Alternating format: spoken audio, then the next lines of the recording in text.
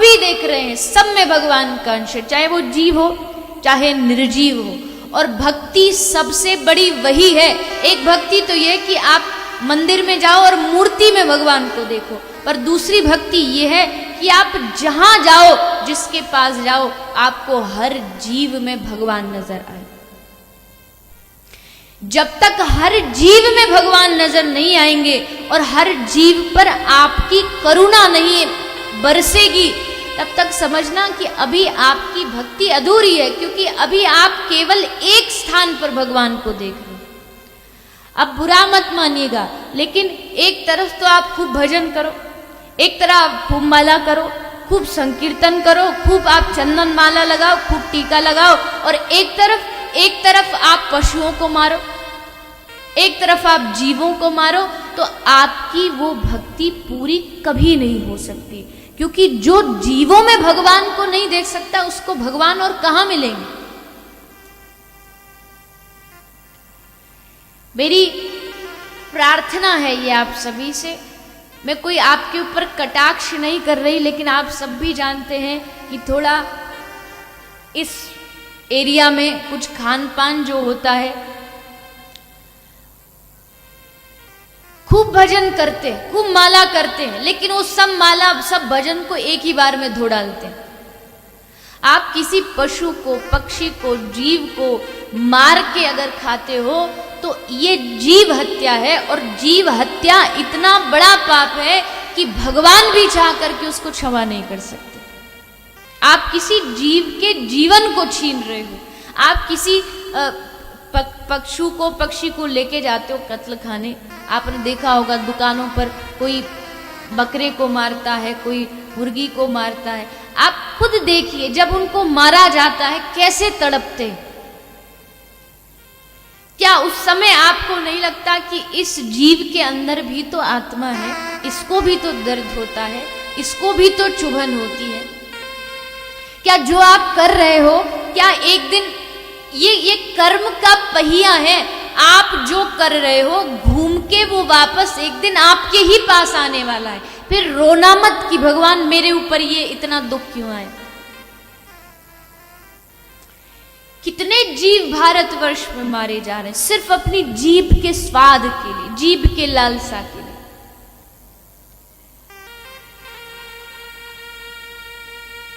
एक मछली को जब जल से निकाला जाता है कैसे तड़पती है वो, उसको बस एक ही इच्छा होती है कैसे भी कहीं से श्वास मिल जाए, बस मुझे वापस इस जल में भेज दिया जाए।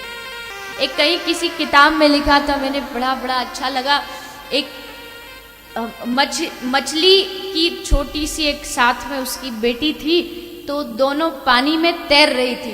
तो उस बेटी ने मछली से पूछा, अपनी माँ से पूछा कि माँ हम पानी में क्यों रहते हैं, हम धरती पर क्यों नहीं रहते। तो मछली ने बड़ा सुंदर जवाब दिया। मछली को इंग्लिश में क्या बोलते हैं? फिश।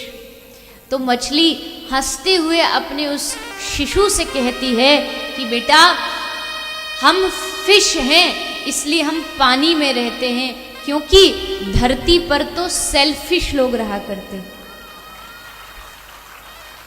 ये सब स्वार्थी है, ये अपना स्वार्थ देखते हैं।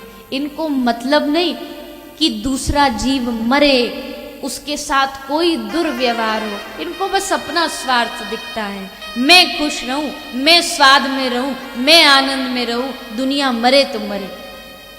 हम फिश हैं इसलिए पानी में रहते हैं, सेल्फिश लोग धरती पर रहा करते हैं। भगवान ने इतनी सुंदर पृथ्वी बनाई है, और इस सुंदर पृथ्वी बनाने का कारण यही है कि भगवान चाहते हैं जब कोई पिता वृद्ध हो जाता है, बूढ़ा हो जाता है, तो वो अपने बालकों को अपनी संपत्ति छोड़ देता है कि अब हम जा रहे हैं, अब तुम इसका रखाव करना। वैसे भगवान चले गए और हम सब बालकों पर ये जिम्मेदारी छोड़ के गए कि मैं तो जा रहा हूं, पर तुम पीछे से मेरी सुंदर पृथ्वी को ऐसे ही सुंदर बना के रखना। और हमने उल्टा उसको क्या खून की नदियां बहा दी। पशु पक्षी मर रहे हैं, गौवंश मर रहा है। आज भी भारतवर्ष में टाइम्स ऑफ इंडिया के मुताबिक 50,000 गौवंश रोज मरता है, रोज मारा जाता है। इतनी भारी तादाद में अगर गौवंश मरेगा तो कितना दिन बचेगा, कितने दिन लगेंगे गौ माता के वंश को नष्ट होने में। धड़ल्ले से कत्ल खाने चल रहे हैं और उन कत्ल खानों को ऐसे सिस्टमेटिक ढंग से बनाया गया है कि उसमें प्रवेश भी वर्जित है। आप चाहो तो वहां जा नहीं सकते। यहां तक कि कुछ कत्ल खाने तो ऐसे जहां पुलिस को एंट्री नहीं प्राप्त होती, उनको इजाजत नहीं है वहां जाने की। हैदराबाद का देवनार कत्ल खाना ऐसा, अल कबीर, देवनार बॉम्बे में है, अल कबीर हैदराबाद में, वहां पुलिस भी उस कत्ल खाने में अंदर नहीं जा सकती। ऐसा उन्होंने षड्यंत्र किया हुआ है। इसलिए मेरी प्रार्थना है आप सभी से, अपने आहार को शुद्ध करें। वैष्णव केवल माला करने से नहीं, केवल चंदन कंठी लगाने से नहीं, वैष्णवता के लिए वैष्णव जैसा शुद्ध मन, शुद्ध तन, शुद्ध आहार होना अति आवश्यक है। जैसा खाओगे अन्न वैसा होगा मन। तुम इधर उधर की उल्टी सीधी चीज खा रहे हो, नशा कर रहे हो, तंबाकू सिगरेट खा रहे हो, मांस मच्छी दारू ये सब पी रहे हो, और इधर तुम माला कर रहे हो, तो वो माला कैसे फलीभूत होगी। हाँ, आप चंदन लगाओ, माला लगाओ, ये पहचान है भक्त की, लेकिन इसी से ये भक्त है ये नहीं कहा जा सकता। ये तो एक सिर्फ पहचान है, बाकी हृदय में करुणा ही आपका सबसे बड़ा श्रृंगार है। अगर आप, ये भी दो चीजें, एक होती है दया, एक होती है करुणा। दया ये कभी कभी आती है, किसी को मरता देखे दया आ गई, ये दया है। लेकिन करुणा सबसे ऊंची है। करुणा को कोई कारण नहीं खोजना पड़ता, करुणा तो अपने आप बरसती है। करुणा को कारण नहीं चाहिए, इसलिए अपने हृदय में करुणा लाइए। जीवों की रक्षा करने का संकल्प लीजिए कि हमको जीवों को अगर जीवन दान देने का अधिकार नहीं है तो उनका जीवन छीनने का भी अधिकार नहीं। कैसे अपना उनका जीवन छीन, कोई भी पूजा फलीभूत नहीं हो सके। और कुछ लोग कहते हैं, अभी भी ऐसी प्रथाएं हैं कुछ कुछ स्थान में, बंगाल में भी ऐसे कई स्थान हैं, बिहार में ऐसे कई स्थान हैं, जहां आज भी पूजा के नाम पे, भक्ति के नाम पर पशुओं को बलि रूप में चढ़ाया जाता है। जबकि मैं आपसे पूछूं, आप जितनी भी माताएं यहां बैठी हो, मैं माताओं से प्रश्न करना चाहती हूं। माताओं, आपको खुश करने के लिए कोई आपके बेटे की आपके सामने बलि चढ़ाए, आप खुश होगे? अपने मां रूपी जो मां का जो दिल होता है उससे पूछिए। मां के सामने, मां को खुश करने के लिए उसके बेटे को उसके सामने मारा जाए, क्या कोई मां खुश होगी? कभी खुश नहीं हो सकती। आप तो जगत की साधारण मां हो, लेकिन वो काली, वो तो जगत मां है, वो सबकी मां है। भला वो अपने बालकों को अपने सामने मरता देख कैसे खुश हो सकती है? कैसे वो प्रसन्न हो सकती है? उनको प्रसन्न करना है तो किसी मरते हुए को बचाओ, वो तब खुश होगी। जय जय। तब वो प्रसन्न होगी। किसी को मार के भला कोई मां खुश हो पाई है आज तक? मुझे मालूम है ये बातें कुछ लोगों को बहुत चुभ भी रही होंगी, क्योंकि उनको लगता है ऐसे मंचों से ये बातें कहने का अधिकार मुझे नहीं है। लेकिन बुरी लगे तो तुम्हारी मर्जी, लेकिन इस व्यासपीठ पर आपने बिठाया है तो इसलिए बिठाया कि सच कहा जाए। आपको बुरा लगे अच्छा लगे, आपकी जिम्मेदारी है। ये तो हर इंसान जानता है कि किसी भी जीव को मारना पाप है। आप अपने स्वार्थ के लिए उस पाप को भूल जाते, और भूलते नहीं, जानबूझ के नजरअंदाज करते। मालूम सब है, ज्ञानी एक से एक बड़ा यहां बैठा हुआ है, लेकिन जानते हुए भी मानते नहीं। कहते पुराने समय में रीति थी बलि चढ़ाने की। अरे बलि चढ़ानी है तुमको तो अपनी बुराइयों की बलि चढ़ाओ, अपने अभिमान की बलि चढ़ाओ, तब भगवान प्रसन्न होंगे, तब देवी खुश होगी। अपनी कमियां चढ़ाई नहीं जाती, निर्दोष जीवों को मार के चढ़ाते हैं। ये कहां की पूजा है, ये कहां की रीति है? अपनी कमियों को समर्पित करिए, देखो कितनी जल्दी तुम्हारी मां खुश होगी।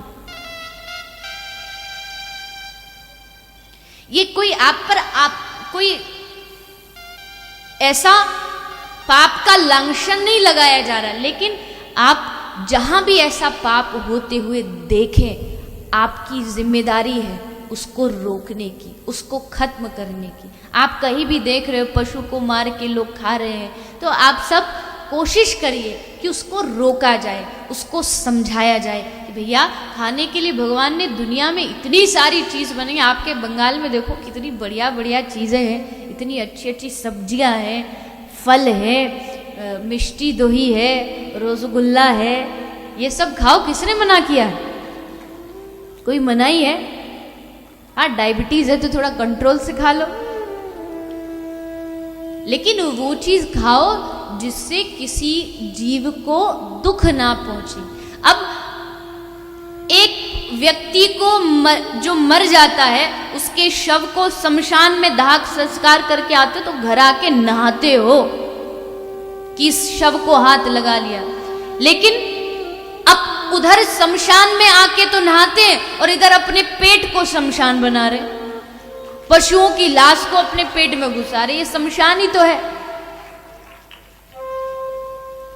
एक आप भोजन कर रहे हो, खाना खा रहे हो, रोटी खा रहे हो, चावल खा रहे हो और उसमें बाल आ गया, तो उसको खाते रहोगे या उसको छोड़ दोगे? क्या करोगे? उस कौर को हम उठा के साइड में रख देते हैं। किसी ने कहा छोड़ देते हो वो भोजन जिसमें एक बाल होता है, फिर क्यों खाते हो वो अंडा जिसमें एक मां का लाल होता है? उसमें भी तो किसी का जीव है ना। लेकिन हम सबको बहाने बहुत मिलते हैं, बोले नहीं नहीं ऐसे थोड़ी, इसमें कोई अंडे में कुछ होता थोड़ी, ये तो मशीन से बनता है। हाँ, तू ही बना के आया था मशीन से। मशीन से कौन? हाँ, हो सकता है कुछ बनता, लेकिन तुम्हें क्या पता ये मशीन से बना या मुर्गी के पेट से आए? तुम क्या जानो? कोई उस पर स्टेम थोड़ी लगी हुई है। और हद तो तब हो जाती है जब कहते हैं कि मछली और अंडा ये तो वेजिटेरियन में आता है। क्या उनके अंदर सांस नहीं है? क्या उनके अंदर आत्मा नहीं है? प्रोटीन बढ़ता है।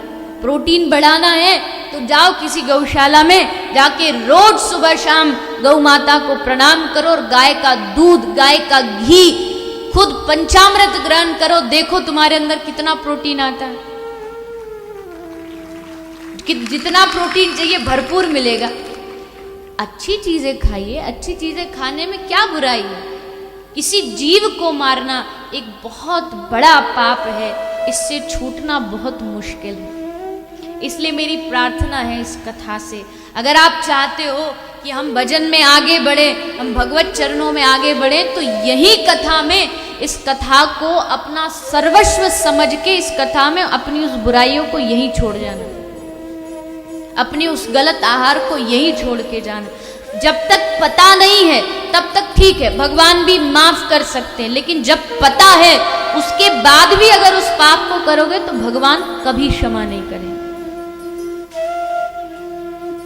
समझदार को इशारा काफी है, इससे ज्यादा कहने की आवश्यकता नहीं, आप सब समझदार हैं।